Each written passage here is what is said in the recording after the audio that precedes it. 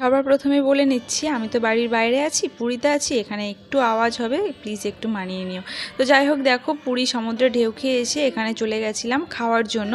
একটা আশ্রমে আমাদের টিকিট কাটা ছিল, টিকিট কাটা বলতে খাওয়ার কুপন কাটা ছিল, সেখানেই চলে গেছিলাম খেতে। তো দেখো একে একে সবাইকে নিচে চাটাই পেতে দেওয়া হয়েছিল, মানে আসন দেওয়া হয়েছিল, আর আমরা ভাগ্যবশত একটা চেয়ার টেবিল পেয়ে গেছিলাম। তো চেয়ার টেবিলে আমরা বসেছিলাম, আর এই যে চেয়ার টেবিলে প্লেট দেওয়া হয়ে গেছে, প্লেটের সঙ্গে জলও দিয়ে দিচ্ছেন।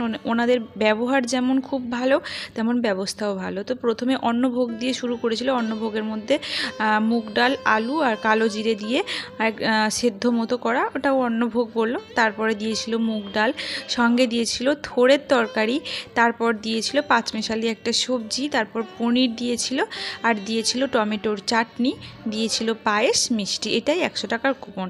তো যাই হোক, তারপর জানি না এটা কি, এনাকে দর্শন করে আমরা চলে এলাম। আজ ভিডিওটা কেমন লাগলো?